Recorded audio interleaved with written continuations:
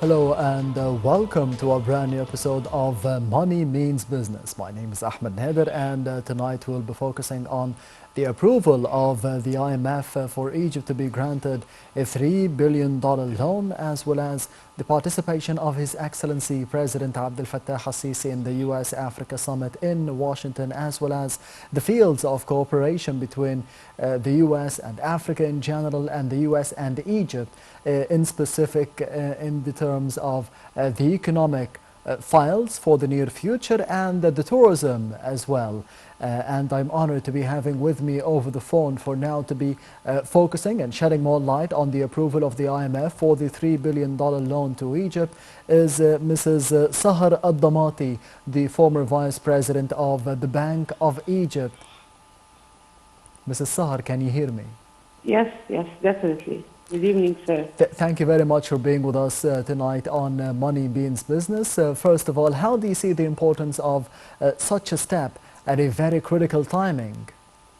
Well, it's a very, very important step because, first of all, getting an approval from the IMF, it means that the new reform has been discussed thoroughly with the IMF.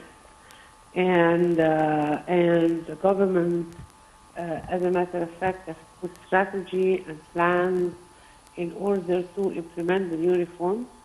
The reform being approved by the IMF is a certificate that the country is a strong country, it's capable of doing another reform, because we did one before in 2016, Yes. prior to COVID-19 and the Ukrainian-Russian war.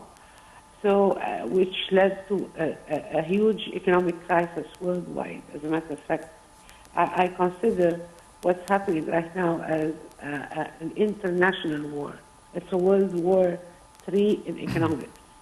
Yes. So most of the countries have suffered significantly from high debt, from inflation, stoppage of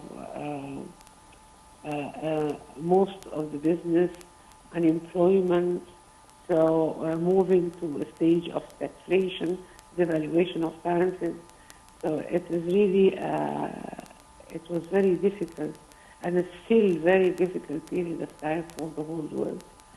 And Egypt being able to put a proper strategy to this in order to deal with all the imbalances, with all the major problems, and to implement within the next 2 to 5 years, I think that was a big step. This step was acknowledged by the fund, so it is a certificate. It is very important for Egypt. It shows to the investors to what extent the country is committed to its reform. Yes. It's a credit-worthy country, and I think with such a step, we can move forward in the next period in order to solve all the major imbalances, cure inflation, implement a flexible exchange rate, also work towards decreasing the debt of the country. I don't believe it's quite huge. As a matter of fact, from my point of view, it's only 35 to 40% of GDP when it comes to the foreign debt. But in general, it's a step forward. Yes. So I'm very, very happy and very happy about it. Mrs. Sahar, you've mentioned the strategy that we need to be following in terms of the Egyptian economy, as about $347 million will be dispersed immediately from the International Monetary Fund to Egypt. What are the priorities in terms of the economic development on the short term and the medium term as well, with the $347 million that Egypt will be receiving? Okay, when it comes to the IMF specifically, they emphasize a number of points or parameters that have to be implemented in order to cure the financial instability that exists within the country. And we're talking here about, of course, the shift to a flexible exchange regime, And this is important, very important in order to increase resilience against external shocks. Number two, reducing the inflation rate, and to get back to the primary target of the central bank, which was 7% inflation, plus or minus. Of course, it changes with the economic Yes. cycles. So that was number two. Another one is to stop subsidizing interest rates in order to cure price or interest rate imbalances, and this has been already implemented 3 weeks ago. Fiscal consideration, as we talked about it right now, which comes to the debt, and decreasing the debt to a lower level than where it is right now.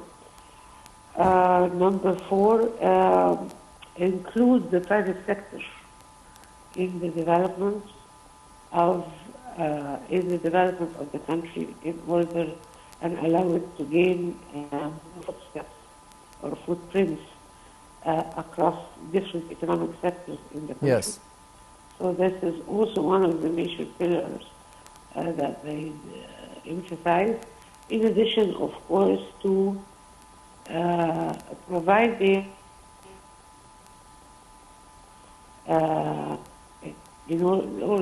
as you know, we have approximately around 50% poverty level in the country. Hence, also the IMF is quite keen about making sure that they receive a good safety net and are protected against all the major problems taking place currently due to the Russian-Ukrainian war. Mm-hmm. Yes, Mrs. Sahar Al-Damati, the former Vice President of the Bank of Egypt. Thank you very much for being with us over the phone on Money Means Business for tonight. And I'm also honored to be having with me in the studio for tonight Mr. Sameh Saad, the expert on tourism. Thank you very much for being with us tonight. How do you see the importance of such a step in terms of the approval of the IMF for Egypt to be granted $3 billion, and within $347 million will be dispersed immediately for the Egyptian economy? In a way, of course, this shows a certain trust. The Monetary Fund has put a lot of rules and regulation for Egypt, and once we start approving things, it means that we are going on the right track. Yes. So hopefully this will help us economically in the future. Mm-hmm. Yes, we'll be taking a quick break and a report about the participation of His Excellency President Abdel Fattah al-Sisi in the US-Africa Summit in Washington, and the meeting of His Excellency with a number of world leaders and the head of the World Bank as well. All of this and more in the context of the upcoming reports. So stay tuned.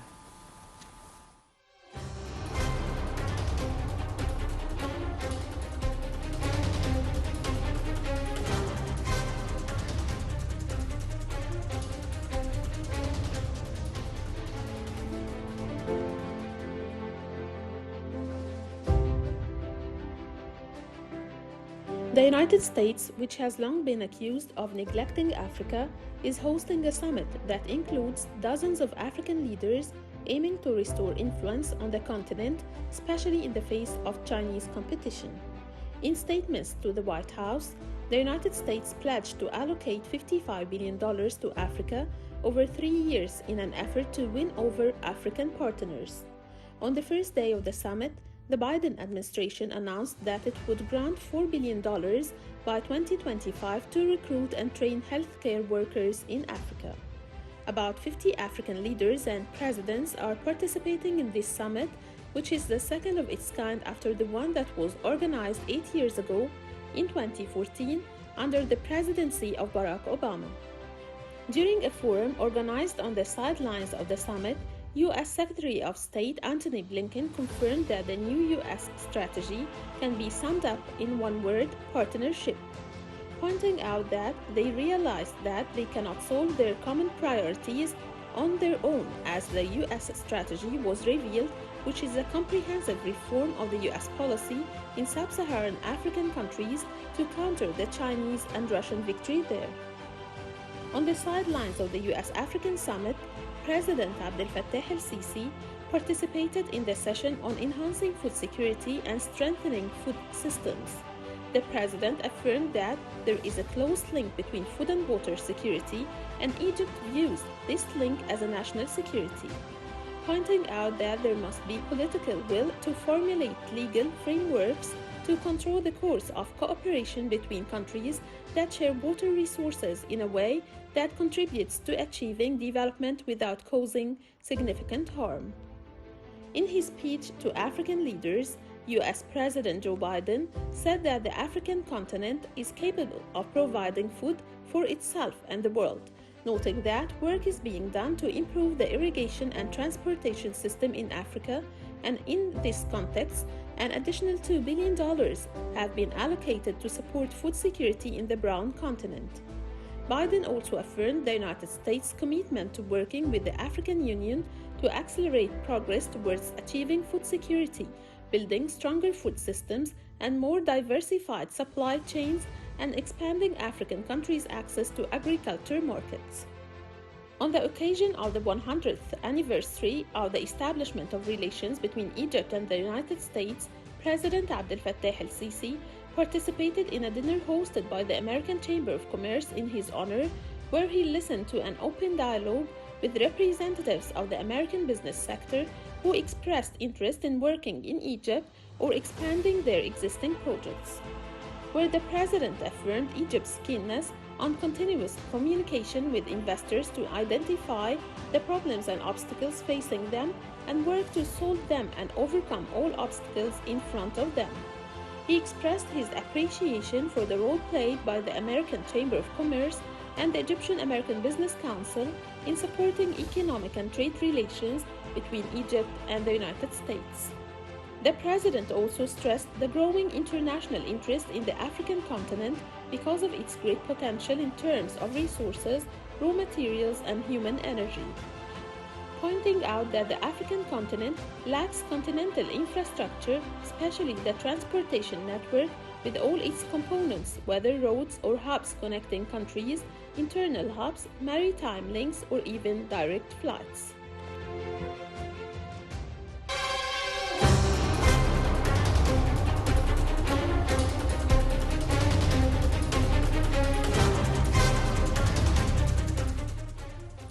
Welcome back. You're still watching Money Means Business, and I'm honored to be having with me over the program for tonight Mr. Sameh Saad, the expert in tourism. Mr. Sameh, how did you see the importance of the visits made by President Abdel Fattah al-Sisi in the past few days to the United States, in the past week to be meeting with the Chinese president in Saudi Arabia as well?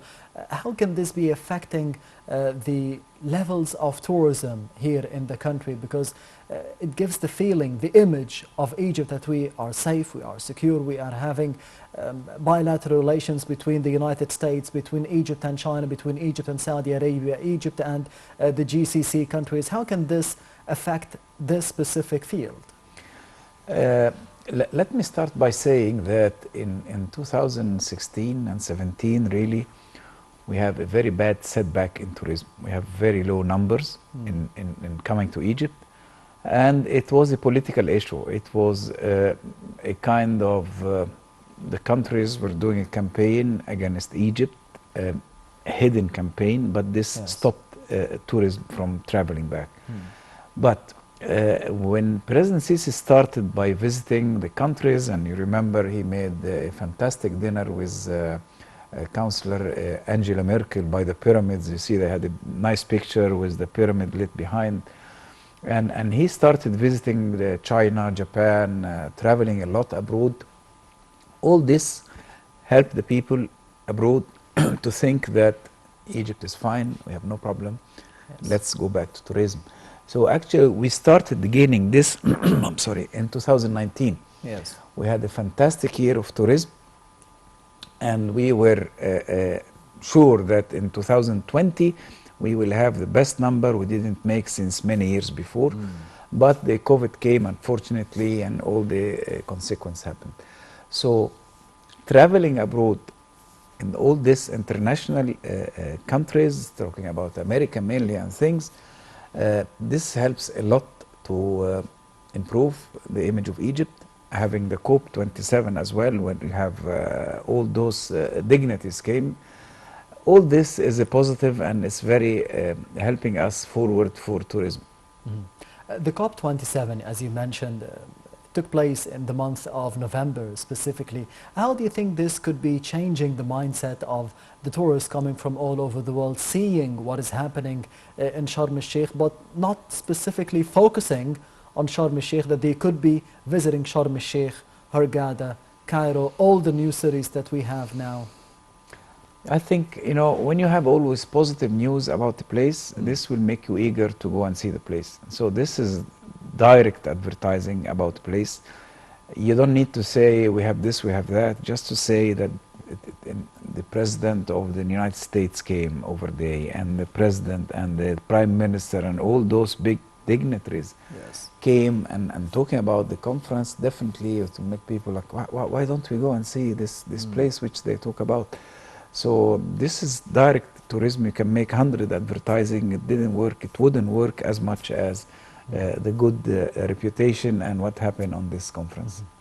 Politics, of course, you mentioned, they affect a lot the levels of tourism that we have here in Egypt, and we can see what is happening, the conflict between Russia and Ukraine. And we used to be having a lot of Russian tourists, a lot of Ukrainian tourists coming to the Red Sea, to Hurghada, to Sharm el-Sheikh.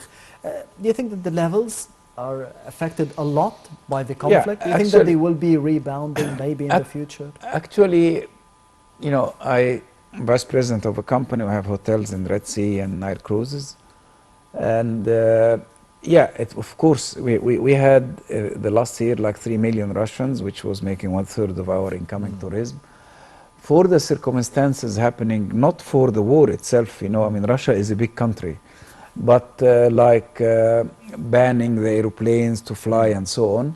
So what happens now is there is a movement coming from Russia. There are tourism coming, tours coming from Russia to Hurghada and Sharm el-Sheikh. The only problem is now they fly on small volume airplanes. So we don't have the same capacity of tourists as we used to have, but definitely this is a temporary situation, and soon we'll get back the numbers. Unfortunately, of course, Ukraine stopped because it's a small country and stopped, which affected us, and some East European countries don't travel anymore as they used last year, for example, again because of this war. So yes, we are affected because of this war, but not as bad as many other countries. We have a setback in the number of tourism coming from East Europe, but the crisis happening in Europe now because of the energy, heating and things, push some business to us. Still, it's not as we were hoping, because they have economic crisis everywhere. You know, in England they have strikes, and in Germany they have an inflation, in France and so on. So definitely we are affected by this. On the other hand, you mentioned that about 9 million tourists come every year recently to Egypt. The last number was in 2000. Of course, I mean, we don't count 21, because 21 we have a movement. I think we have 8 or 9 million, which was fantastic, because the whole world was closed. Airlines were not traveling, and airplane and restrictions and so on. But I think in 2019 we get 9 or 10 million tourists. Which is the same number that we used to have before 2011, I think, in 2010? 2010 we got 14.5 million. 14. We didn't reach this number yet. Yes, how can we be aiming to go back to 2010, to be having the same numbers? The plans were aiming to go back to those numbers. We are ready with infrastructures, we are ready with roads, we are ready with rooms in hotels and flights and everything. But we are affected directly by the world economic situation. Don't forget that we don't get no one from China anymore. China is closed. We used to get some Japanese. So we don't get East Europe as we used to. And as I said, Far East, we don't get them as we used to get. East Europe is not the same numbers. Poland has big crisis now. And the only one who comes really which is surprisingly, the numbers increase are the Americans, which is very surprised for this. But Americans coming are different segment. The Americans coming are not beach holidays. I mean, he has all his beaches. He wouldn't fly all this way to come to enjoy the beaches here. Yes. But they are culture tourism. And amazing now, the culture tourism is doing much, much better than any year before.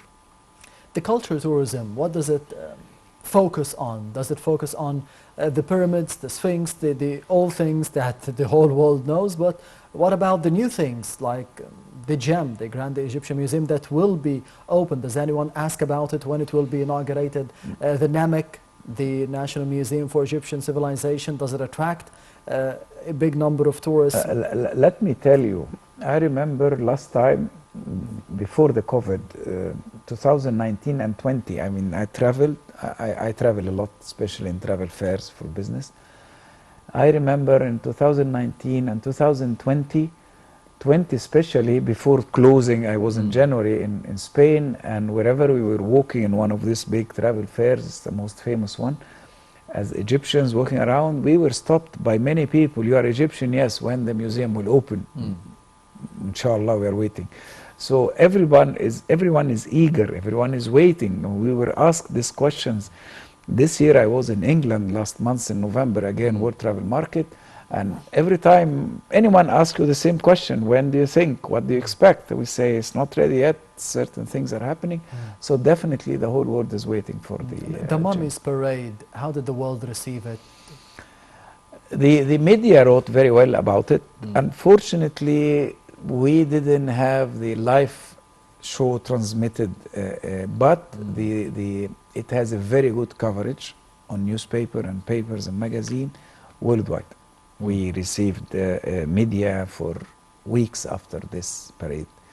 And don't forget about Luxor as well, the inauguration in Luxor as well. It took big place, and again, it was very well covered. This was why we were expecting much more traffic after the COVID, because everybody was locked for 2 years. Italy has total lockdown, and France and Spain, and definitely everybody was eager to travel.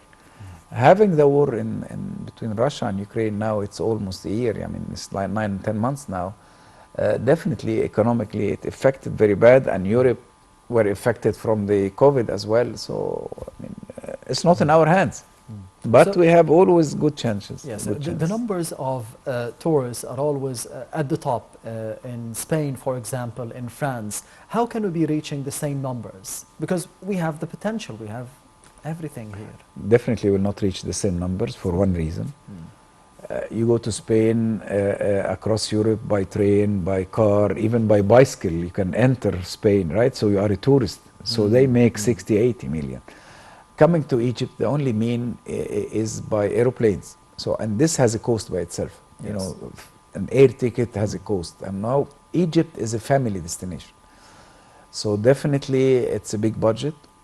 So the numbers always will not be as much as Europe, because Europe, if a city by the border, you can go and spend the weekend and come back. You can go and have lunch and come back, and all this counted as number of tourism. Yes. But when you arrive to Egypt, you made a trip. You took the plane and you came and You you need stayed. time as well. Yes, You exactly. need a schedule. Exactly. So you've mentioned that we are doing our best here in the country. Of course, we know the external circumstances from around the world, from Russia and Ukraine, the politics happening there, here and there. In terms of Egypt, how can we be doing better for the future? What is missing to be done? We don't have much missing. We still definitely we still have room to improve. But let me go back to the question: what is culture tourism? Talk about, because then it will explain what I'm going to say now. The culture tourism is you come for culture. So definitely you visit the antiquities, the archaeologies, and the places of interest. Could be archaeological place, okay, and mainly it's between Cairo, Luxor, and Aswan. And mainly the main thing is you take a Nile cruise between Luxor, Aswan, or Aswan, Luxor. So this is what we call it culture tourism. When you come and spend a beach vacation, this is, we call it beach holidays or leisure tourism, which mainly Egypt Hurghada, and I mean Red Sea and South Sinai. Yes. Talk about all the governorates, and those are the difference. The culture tourism, the package is more expensive, costs 3 times the beach holidays. You pay a ticket, you stay 1 week by the beach, that's it. But the culture tourism, you pay visits, you pay domestic airlines, you pay a lot of things, so the package is more expensive. And what are we missing with the culture tourism? Really, we need to get new places. I mean, we have discoveries every weekend. We used to have a discovery of antiquities. These places need to be running. So if you come and visit Egypt, you can go to Hurghada or Sharm el-Sheikh 10 times as a tourist, as a German or any nationality. Why? What do you need? I need sun, I need sea, I need nice place, I need good people.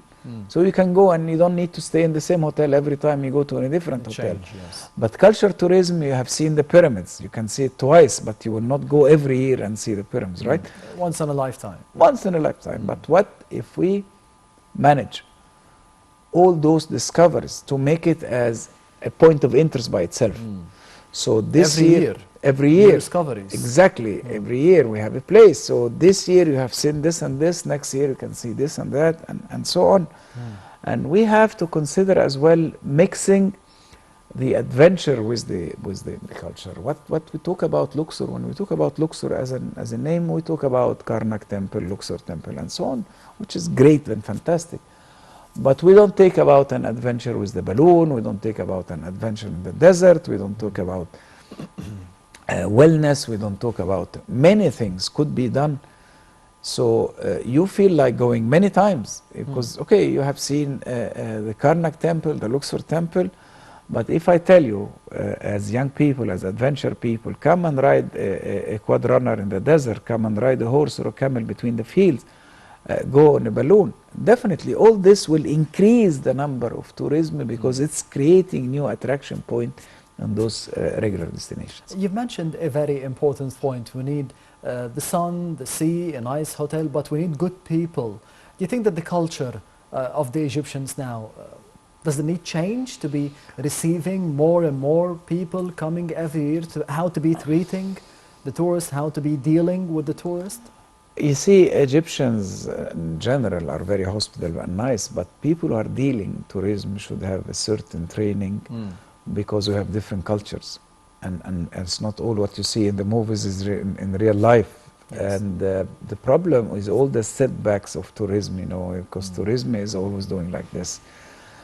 We lost a lot of base of the staff. I mean, a manager who has been spending many years in working in hotels or tourism, he has a high experience, and definitely for any problem he wouldn't change his career, do something else.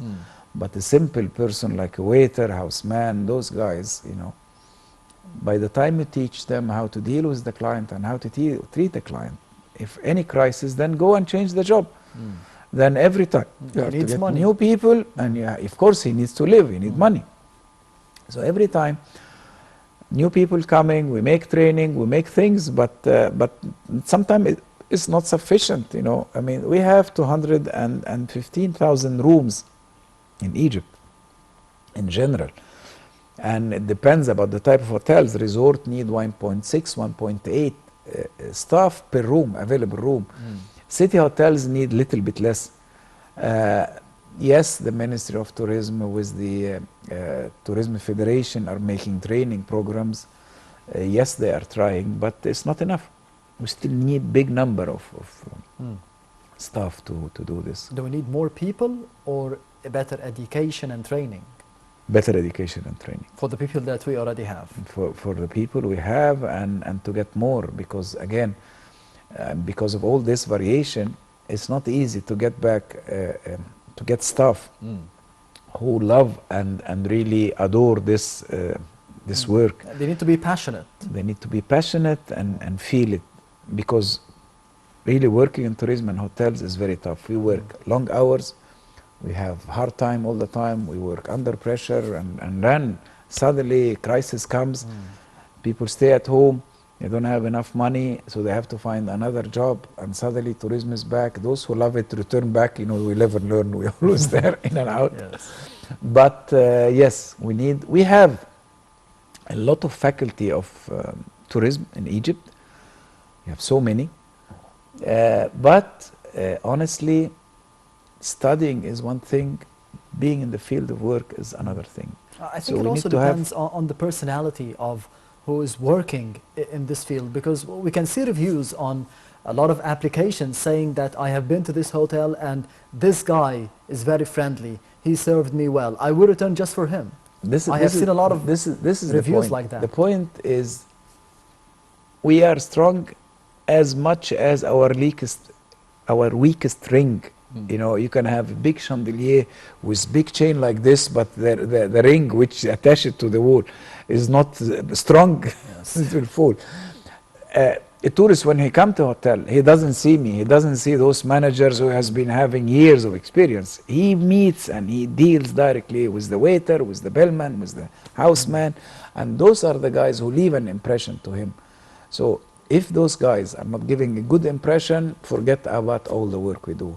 So actually, what's needed are those faculty of tourism should cooperate more with hotels to send the students to take a training, and to send the good ones could be working afterwards in those hotels because then you get the use of the training of the education, because unfortunately the new generation, as we call it, they don't take the education serious. They take it as a certificate. But if I take him, I put him in the field of the hotels, and he feel and he sees, definitely we'll get very good people. What is expected next in this field, in the field of tourism, for the Egyptians? Because we've been very attached to what happened in the past years, the parades of the mummies, what happened in Luxor. So what is next? Is it just the gem, the Grand Egyptian Museum? Are we all waiting within Egypt and outside of Egypt for it? We always have things and we always have events happening, and really Egypt is always focus of the world. So those events are very important, but still remember, anyone on earth had in his school the story of the pyramids and the history of the pharaohs, and everybody knows about Sharm el-Sheikh and diving, Red Sea, good weather, and so on.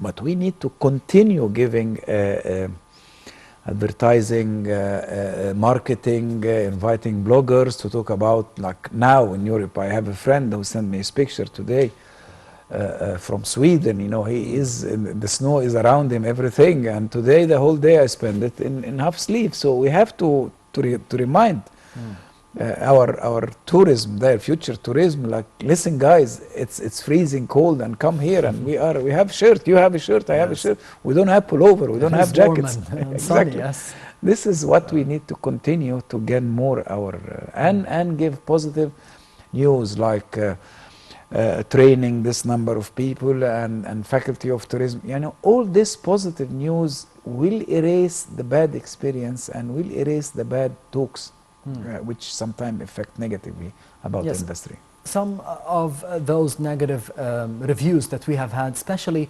online, on social media, because we can see YouTubers, for example, influencers coming, for example, and they have this little bad experience, and they go on their channels and saying that this happened in Egypt, that happened in Egypt, I wouldn't be visiting here again, I would like something to change about the country. How can we be changing this specifically? Because a lot of YouTubers are coming, a lot of influencers are coming, and we need to be having them on our side. We say in Arabic, لا يفل الحديد إلا الحديد. You cannot break the iron except with iron. Yes. So we have to invite YouTubers and tackle other sides. So definitely, when you hear about negative experience and you get impressed with a good experience, this negative experience will be erased. Of course, we have to focus more on the problems, the cause of problems, and work on putting rules and regulation to solve these problems. Yes. And this mainly the work of Ministry of Tourism. The Ministry of Tourism is a regulator. As a regulator, part of the government of the country, Yes. they have to focus on the problems happening with other ministries which affect tourism and work out a way to solve it. And this is what's happening regularly now. Yes, Mr. Sameh Saad, the expert in tourism, thank you very much for being with us tonight on Money Means Business. Great pleasure. Thank you very much. Anytime. And we will be heading to the final part of the program. I will be leaving you with Manal Al-Ibyari and the report about the latest activities in the field of the economy and business in the past week in the country and the region. Thank you for watching and goodbye.